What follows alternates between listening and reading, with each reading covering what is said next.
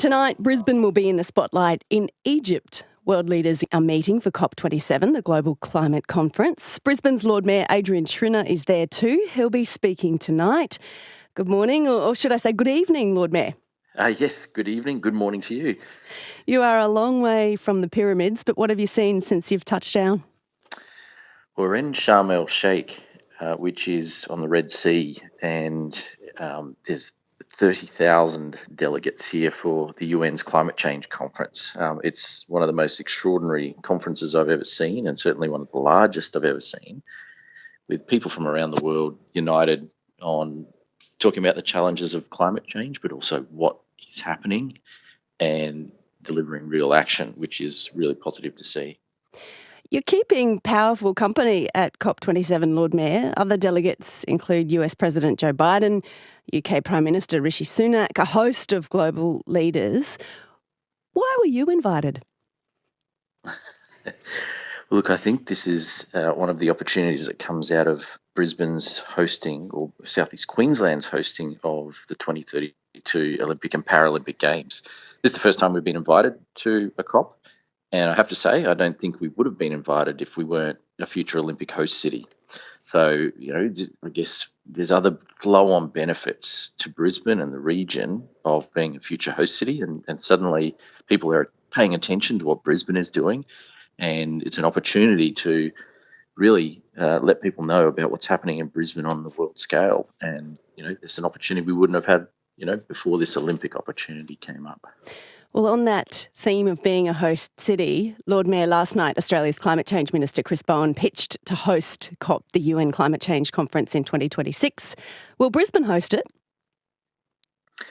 Well, I've just had a chat today with Minister Bowen about this, and put the hand up on behalf of Brisbane to host this event. Minister Bowen wants it to be a joint event with Australia and the Pacific Islands. Now, we know that the Pacific Islands, as our near neighbours, are also some of the places that are experiencing and will experience the devastating impacts of climate change. And so it's appropriate that we do it together. But I have to say, there's no better venue to have COP in 2026 than in Brisbane, because we are the closest Australian state to the Pacific Islands. There's easy access in and out of Brisbane from a lot of those islands. And, this will also be about the midpoint in between now and the 2032 Games as well. So it's a great opportunity to showcase Brisbane, Queensland to the world, what we're trying to achieve. We can talk about the preparations for the Olympics. We can talk about the sustainability of the city. We can talk about what the state's achieving with their renewable energy plan. So there's a whole heap of reasons why Brisbane would be the perfect location to have those 30,000 delegates coming in 2026. You're listening to Brisbane's Lord Mayor Adrian Schrinner. He's in Egypt for COP27, the Global Climate Change Conference. I guess, Lord Mayor, the other thing is Australians know or live with the impacts of climate change. We know flood, we know bushfire, we know drought, all of the impacts that for years, decades now, scientists have been foreshadowing and warning about. Tonight, when you give your speech, what will you say, Lord Mayor? I think that it's critical to note the role that cities play when it comes to real action on climate change. But also cities like Brisbane, we've suffered the impacts of natural disasters, which, have been increasing. We've seen the disastrous season that we've had, not only in Brisbane, but right across Australia now. And, this is obviously a real challenge for us. So our community has become more resilient. State government, the councils have become more resilient. And this is something that cities are at the forefront of responding to. We're there on the front line of responding to natural disasters, but we're also on the front line when it comes to real action on climate change and practical initiatives and projects. It's always been a source of discussion that at the national level or the international level, there's a lot of talk on climate change and what must be done and setting targets, but a lot of that practical action happens at the local level, at the local government level. So we'll be focusing on that, but also our preparations in gearing up to the 2032 Games, which will be a climate positive Games. And so we're really excited about that opportunity. Brisbane City Council is also the largest carbon neutral government organisation in Australia, but you're also committing Brisbane to 17 UN Sustainable Development Goals. What are they? Yeah, look, so you correctly pointed out that we are the largest government organisation in Australia that is carbon neutral. That's been the case now for a number of years, and we're committed to maintaining that. That takes a lot of investment and a lot of effort to reduce emissions as well. But what we're doing is in the lead up to 2032, where we've informed the UN about our programs.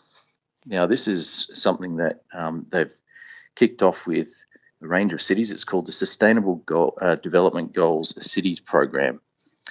And just today, we were presented with a silver certification from the UN for our progress so far on adapting or responding to climate change, but also the sustainability goals.